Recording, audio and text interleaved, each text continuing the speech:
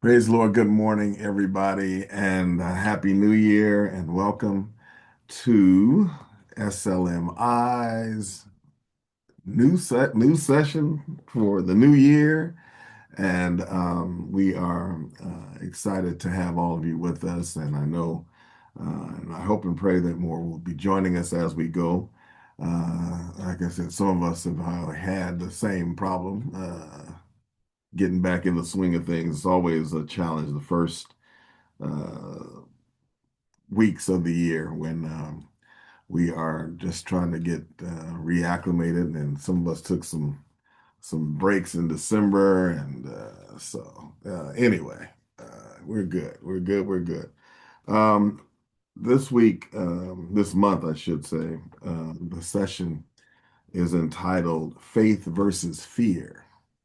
Faith versus fear, and what are you cultivating? I think this is very critical as we start the new year off, that we start analyzing what we're serving, what we're cultivating, what we're developing. I've always had the idea that as a leader, as a pastor, to try to find out what the people are experiencing that come into the ministry. I've always tried to tell young pastors that we need to make sure that uh, we keep a mindset of understanding that there's certain things that you're going to experience, certain things that they're going to receive, certain uh, cultures and feelings that they're walking into. They're walking into your culture, and the culture is not just what you write on the wall. You have your statement and your purpose and all those good things of your vision, but they are what they feel, what they go through emotionally, what they go through spiritually, what they experience in those areas.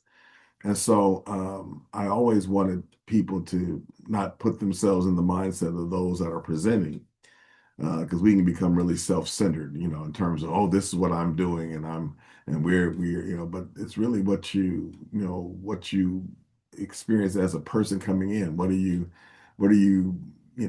feeling? How do you move through this crowd, through this place, through this space? And so I thought it was very important for us, and it was a good idea to start the year off um, contrasting the culture of faith versus a culture of fear. Um, Most of us, all of us, I believe, on here have gone through church experiences where we've had leaders that uh, weren't necessarily moving through or leading with a particular faith aspect, but they were mainly, ruling with an iron fist, and well, we're going to make you do this and make you do that, and basically fear and intimidation became uh, the real watchword of the culture, and that culture is not sustainable. It's not something that's going to grow. It's not a growth mindset, but it's a mindset of, okay, if you do this, if you don't do this, you don't do it my way, you don't do it here, you don't do this, we're gonna your fear, well, you're gonna go to hell, you're gonna be this, I'm gonna do this to you. And that culture does not develop. Uh, it doesn't, as I said, it's not sustainable. It doesn't develop people in a way that God would be pleased with. And so we have to make sure that we are cultivating the right culture. And every now and then it's good to kind of analyze where we are, what we're doing, how we're doing it, and what are the people experiencing? Are we really moving them in the right way? Are you leading your team? Are you leading your ministry? Are you leading your church, your business in a way that the people that work with you are they uh, motivated by fear or by faith? Are you really believers? It seems um, it doesn't make sense that you'd have to have a thing where you're talking about fear, especially when you're dealing with faith-based organizations and faith-based departments and auxiliaries and churches. But the fact of the matter is, many times we have to be able to remind ourselves that we are supposed to be a group of believers. And if we're a group of believers, we're supposed to be able to move them in the right fashion. And so I wanted to talk for a little while about culture, faith versus fear, and how we are to operate, how we're to be able to move. What does it really mean when you say, well, faith versus fear? Do people really, lead their teams with fear? Do they really develop a culture or cultivating a culture where people are afraid, where people don't believe? There are churches, watch this, where people don't actually believe. I know it sounds crazy. There are pastors that don't really believe that the future is bright. They're not really optimistic. There are people that have been selected. We're going to examine some things where people can be the leaders of their group and they will see the same thing. People can experience the same thing and not have the same level of faith. You can be in the same, you can see something, and I guess some of it deals with optimism or pessimism. Um, you can experience the same things and still come away with different, levels of faith. You can see that you can know the history, you can know what's going on, but you can still say, I don't really think that that's possible. There'll be people on your team that, and that's expected. You have an idea and you share it, and there are going to be people that hear the same idea that other people hear, and they will have a very different response. They'll have a very different approach. They'll think, this is, I don't see how we could ever do this. I don't know how we could ever put this together. I don't know how, if that's possible or not. But it's important for us to make sure that as leaders, that we are faith-based leaders, that we are developing an atmosphere, a environment of faith. So let's look at this real quickly. Faith versus fear. What are you cultivating? And I want you to start thinking about that question there. What are you cultivating? What are you developing? What environment are you creating for not just the people that come to your ministry or come into your business, but also for the people that work with you, that serve with you? What kind of atmosphere, what kind of environment are you cultivating? And so our first slide is, what does it mean to be cultivating faith? Does your environment encourage, promote courage, optimism, and strong faith? That may seem like a weird question to ask churchgoers and believers, but you still have to ask that question because sometimes you can be a church and not be cultivating, promoting courage, optimism, and strong faith. Think about even the messages and Bible study series that you teach and preach. And not only is it teaching and preaching, but it's also being lived out. Are you demonstrating a optimistic, believing kind of culture? Are you developing that in your leaders? Are you developing that among your believers, among the people that come and attend your church? What do they experience? Do they leave, feeling like, oh yeah, I think we can make it. I think we're going to do it. I think it's, I feel better when I leave here than I did when I came in.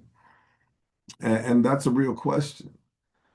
People feel like they've been, boosted? Do they feel like, oh yeah, I'm feeling better about my situation? Situation hasn't necessarily changed yet, but I feel better about it changing. So what are you promoting? Are you people have courage? Do they feel, yeah, I think I'll make it. I think we're going to be all right. I'm around some people that are believing with me. I'm around people that are praying for me. I'm around people that are encouraging. That's the kind of environment you want people to walk into. You want them to walk into a place that's friendly. That, sometimes when you see that people have a negative culture, you can feel that as soon as you come in. Sometimes you can feel it when you pull up on the parking lot. But when they come into your doors, they should feel welcome. They should feel, okay, yeah, this is a good place to be. And so that's what we need to promote. Do we promote courage? Do we promote, those things that are lifting you, the optimism and strong faith? It takes strong faith to move and navigate throughout this world that we're living in. Strong faith. In 2026, we're gonna need some strong faith. We're gonna really have to trust God, believe God. And that's what's going to be critical, that you're creating that culture, that place, that environment that really pushes that forward. The next slide we want to talk about is, and let's look at this scripture in Numbers chapter number 13. And these are, and of course, just giving you a setting, not to teach a Bible study, but just giving you some setting. The spies have been sent into the promised land. And every time I talk about this, I always mention the fact that they just didn't take a trip over there for a day and come back.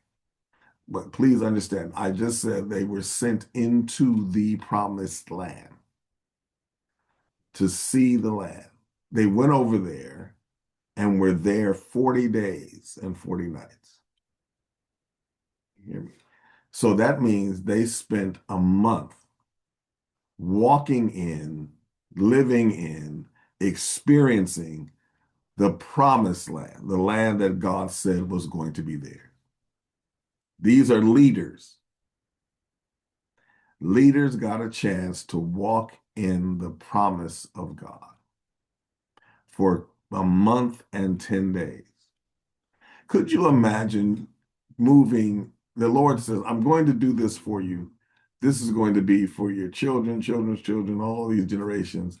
And says, now go ahead and take a trip over there and experience it. Hotels and resorts and vacation, what is it, timeshares, all those people, what they do is they let you come and stay there for a minute. That you stay there a day or two. Oh, spend the weekend here. But the Lord says, spend a month walking in, experiencing, living there for a month. You lived in the promise for a month. And they said, and bring a report back. So they bring the report back. And we'll look at it later, but dealing with the faith, Caleb and Joshua came back out of the 12 spies. Joshua and Caleb came back and said, let's go ahead and go get it. The people had to be calmed down.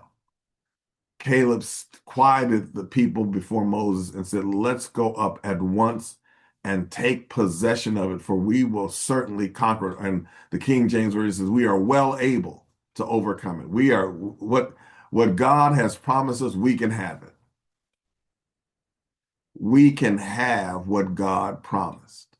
We can do what God said we can do.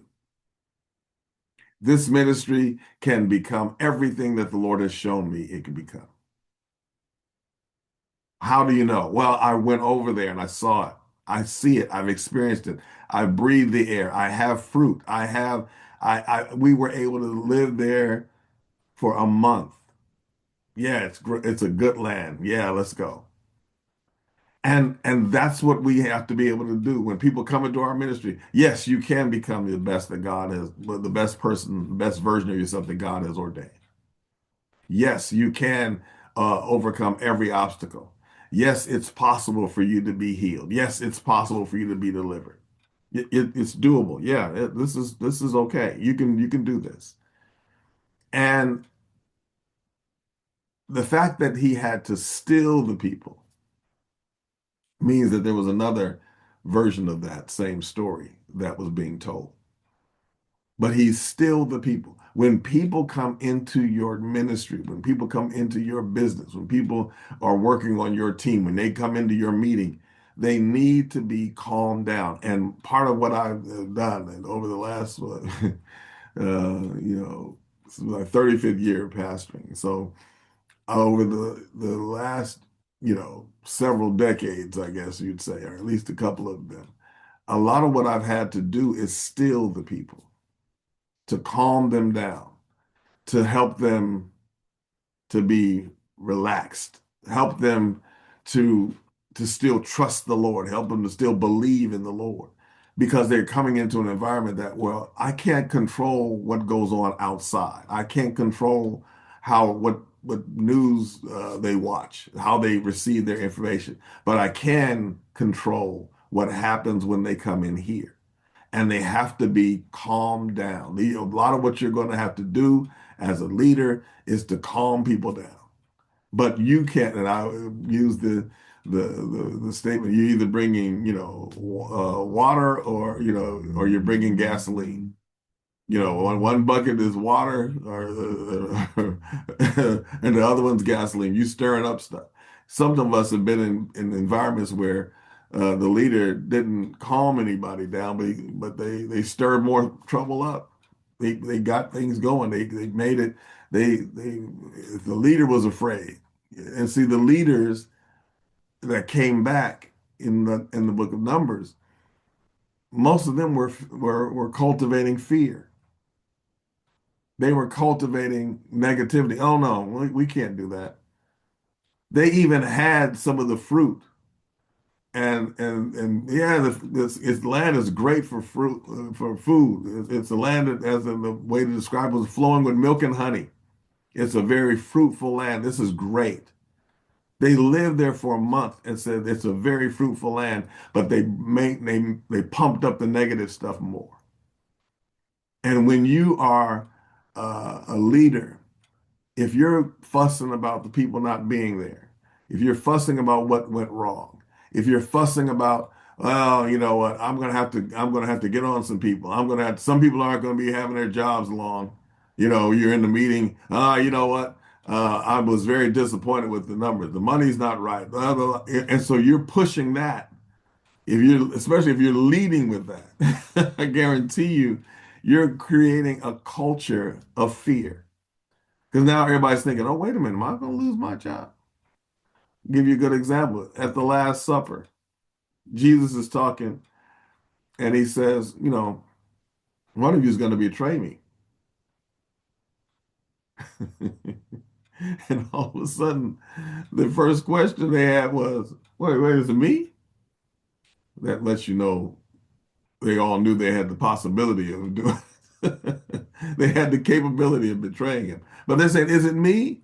So now the discussion is, and around the table, he's instituted, he's changed Passover to communion, and they're still wondering, he's washed their feet, he's demonstrated that, and they're thinking, is it me? Who is it? And Jesus is not trying to push negativity, but he's basically saying, I'm trying to prepare you that somebody's going to betray me here. Tells Judas, do it, whatever you're gonna do it quickly. Go ahead, hurry up and do what you got to do. But he's creating a different culture. He's instituting something different. And so, but the mindset was, is it me? Sometimes people are serving, but they're serving with fear. So they're like, oh, wait a minute, I don't want to make pastor mad. I don't want to make my boss upset. I don't want to make, and so now they're working scared. They're serving with fear. But that's not the culture. And watch this. And when your leaders are serving with fear, and the people come in, they feel that. They feel that tension. They feel that anxiety. Caleb calmed them down and said, look, let's go up tonight. Let's go up quickly. We're well able. We can take possession. Let's go up at once and take possession. Let's go get what God said we could have tonight, for we will certainly conquer it. That's the kind of attitude you have to be able to present to people. And watch this. Not only are you presenting it to the people in the room now and the people on your team, you're presenting it to the world. Every week, we see something crazy that goes on in the church. I'm going to let that sit there for a second. Every week, we see something crazy that's going on in the church. And then every week, we're seeing somebody crazy enough to react to something that crazy that happened in somebody else's ministry. Why do I care what dress a pastor's wife wears? Amen, lights. Why would that ever be a topic or something I'm putting out to the public about some other man's wife's dress, as if I don't have enough Bible to preach. But we're creating, so now you're creating another type of atmosphere. You're cultivating fear and anxiety and suspicion about another ministry. And oh, I don't know what that are they really saying? Why you got that ain't none of your business. That's a whole I want to do a session on none of your business. It's none of your business. But anyway, we watch that every week. So now you're whatever you're putting out is going all around the world. So be careful about putting negativity and fear and anxiety out amongst the public. Next slide, we have watch this.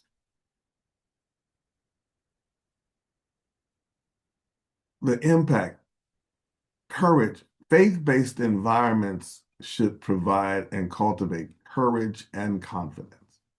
Courage to meet life's challenges and confidence to overcome them. Are you putting that out when you open the doors? Do they leave with more courage? We should provide and cultivate courage and confidence. When they leave your services, when they leave your, whatever, if you're online, when they, after that teaching, they ought to feel, I can do this. I can make it. I'm confident that things are going to turn out all right. Things are going to work. I'm meeting the challenges head on, and I believe we're well able to overcome. I'm going to overcome everything that's coming my way. Let me move forward. Watch this. It says in the next slide, we talk about they have courage, they have optimism. Believers should be able to connect in an environment and depart from one another feeling optimistic, positive and encouraged. When they come in contact with people from your ministry, your business, they should leave there feeling optimistic. When they leave the meeting that you're leading, they should feel optimistic, positive, and encouraged. Oh, wow, that was a great meeting. Oh, yeah, now I understand things. I'm clear on what we're doing, and yeah, it's gonna be fine. It's going to be fine. Folks that are part of my team and with me for years, they understand how many times I've said over the years, it's going to be fine. It's going to work. It's going to be okay. We got this. And that's what you want people to feel. When they come to your church, people that are attending your church, they should say, you know what? I'm optimistic. I feel more optimistic after that service. I'm positive. Well, we had a great time. They're smiling. They're encouraged. I like when people, to a certain extent, even though you want to leave, but sometimes it's good when you got people that want to just hang out after church. They're still hanging out in the sanctuary. When they're talking, they're smiling, they're interacting with other people. Then there's other times where folks left right away. I get nervous when people leave, just bolt out of the church right away. Usually that's because they got their other meeting they gotta have after the service because they gotta talk about what went crazy today. Let's leave here quickly. Watch this. But then also they should leave with strong faith impact. In faith-based spaces and connections, faith should be strengthened by consistent cultivation and demonstration. They should not only uh, hear what you say, but they should also see a demonstration of it. They should see a demonstration of strong faith. consistently because they're stepping into a faith-based space. And they are, watch this, the connection that they have is with you. Some of the people from your church, their connection, when they come in contact with them outside of the church space, they should feel, oh wow, I'm always encouraged whenever you're around. Oh, you've always got that great smile. Oh, it's so good to see you. And they should feel better once they leave your presence or your building, your environment. Watch this. And here's the flip side. Does your cultivating fear, does your environment foster negativity, low self-esteem, and anxiety? Believe it or not, there are spaces, not with any of you leaders on here, but there are spaces where fear is cultivated. There are quote unquote, faith-based spaces where fear is cultivated. Negativity is there. Low self-esteem. People feel, you know, uh, that they're never good enough, that they're not right, that they're never, I don't want, my look is not right, how I think is not right, um, how I think about myself. I think less of myself because people talk down to me. The leader talks down to me. There are spaces where you never are holy enough. Y'all better hear me. Oh, you're never quite good enough. You're all a bunch of sinners. You're gonna bust hell wide open. If more of your messages and teaching is about hell, then maybe you ought to check what you're cultivating. Caleb had to steal the people because of what the other spies had said. Let's look at this next one. Watch this. Numbers 13. After Caleb had said, we can go, the men who had gone up with him said, we are not able to go up against the people of Canaan, for they are too strong for us. It was so bad that they said, in comparison to them, we're grasshoppers. The thing wasn't, the problem wasn't seeing the giants and men of renown and all that stuff in the land. It was how you thought about yourself. Sometimes people leave some spaces and they feel less about themselves. Why would you, as a child of God, ever think of yourself as a grasshopper? Unless you were surrounded by people that were negative. Make sure the people on your team are believers. And I'm not saying they have to be, some crazy optimistic person, but they should be people that are believing that it's possible. And you're going to always have one person or one or two people that's more negative that have a different spin. I'm not saying everybody's got to think the exact same way, but they have to be believers. These same people, Caleb says, let's go up real quickly. Let's go up at once. And then the other men said, no, let's not go. The land is good for food. And you could tell even in that text where all of a sudden they say, oh yeah, here's the food. Here's some of the fruit from the land. That they just basically came, presented the fruit and said, yeah, it is good. Yeah, there's some really good food there. It's good. The land is good. But then for the next few verses, they went on about all the negative things. They listed all the reasons we can't do it. And sometimes you got to be careful, leaders, that you don't overly promote the negatives of a situation. You spend a lot of time talking about all the things that went wrong. It used to really bug me. It still does and of course, growing up in a small church and then you go through those growth things where you're not growing as rapidly as you want to. But I've been in spaces where the pastor, was just going on and on about who didn't come to church. Folks don't want to do right. Folks don't want to be saved. You can't be out. They going everywhere but coming to the house of God and going on and on. And we're here. We're here. So how about give us what you are supposed to be giving us instead of complaining about who's not here? I'm gonna get on these folk.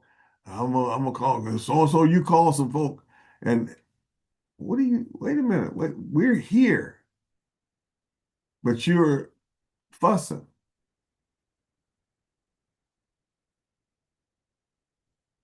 You don't have Bishop Swansea, the late great Bishop Howard Swansea, told me as I was becoming a pastor, and it was almost like that semester, that year at Enon, he was just pouring into me because he knew, okay, you're just taking over church, you're just, but he would pour into me and tell me, he said, look, during class, he'd be saying, young man, you don't have the people's attention for that long a period of time. So you can't, and they're not going to retain everything you say. So don't waste time talking about things that don't matter. Don't waste time fussing. Don't waste time going on and on about, clothes and all this other stuff. Just preach the word. Let that be your focus. Even if there is something you need to address, make sure you address it in the right time and space and don't give a whole lot of time to that because then that's going to be the thing that sticks. And the way they feel is going to be what they remember. If every time they come to church you're fussing, watch, and here's another example. Some folks have invited people to church, and you got to be careful that there's going to be first time visitors that come in. So when you're inviting folks to church, and then sometimes they, oh, he's usually not like this. If they got to explain you to their friend that they brought to church, maybe you need to check your culture. Well, he's, it's been, she was really upset about such and such a thing. So maybe you come, they're not coming back. If they tune in online, because most folks now will visit you online and they'll see that you're up there going off.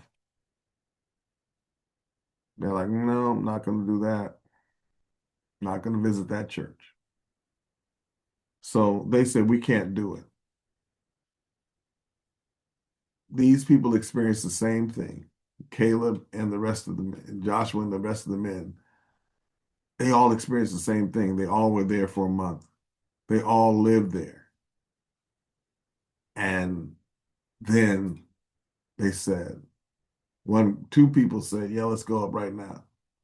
And the other two said, we can't do it. Two different cultures. Watch this. Next slide. Watch this. The impact of that kind of culture is negativity. Fear-based environments and connections cannot produce positive results. I don't care what kind of plan you have. I don't care what kind of vision statements you make. I don't care what you post. You cannot develop, cannot produce positive results. Instead, they produce negative mentalities and behavior. You're promoting negativity. And when you do that, all it's going to do is produce more of it. Well, yeah. Well, so the church is still going. Yeah, yeah. But they're ruling it with coercion. They're ruling it with an iron fist.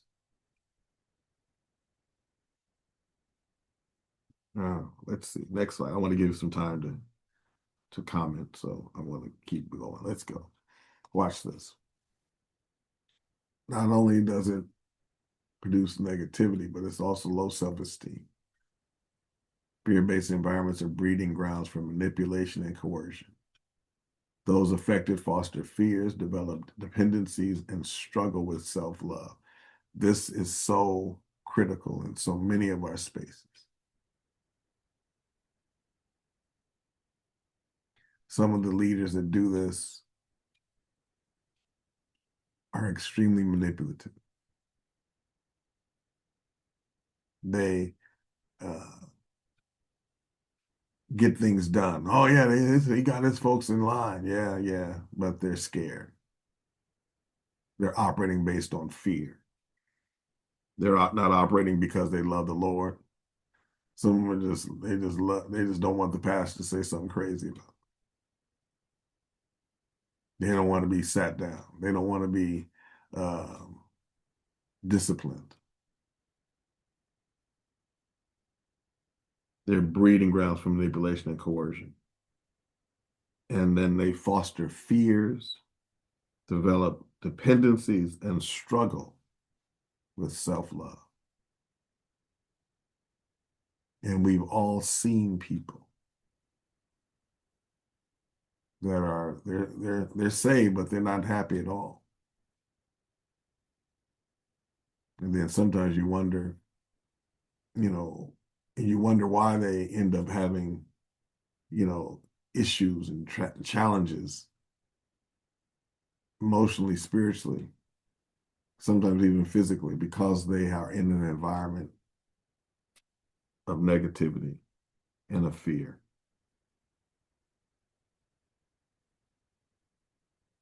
And then their anxiety. We are living in the culture, the climate where anxiety is at, I'm sure, an all-time high. And just because you're saved doesn't mean you're not anxious. And so if you are a child of God and you have people should not come in our church and feel more anxious than before they came in, or they shouldn't feel anxious after they leave. Fear-based environments are fueled by leaders that aim to control others. Their approach keeps people in line. I got to keep my people in line. They're not your people. They're not your members. They don't belong to you. Using methods that plant seeds of anxiety, uncertainty, and self-doubt. You can't get nothing else but what I say. You got to listen to me. I'm going to keep everybody in my church in line. It's not your church. These are not your people. And we are sometimes there are faith-based cultures that do more, they cultivate more anxiety. You got to brace yourself to go to church. It's quiet. It's quiet in here. You got to brace yourself. Oh, I got to get mentally prepared. Pastor walks out. Oh, all of a sudden everybody's just tense. Oh, I wonder what kind of mood is he in today? Is she gonna be fussing at us today? Who's in trouble? Did we meet the standard? That's not the kind of environment you're supposed to have, especially if you're faith-based um, environment. Watch this.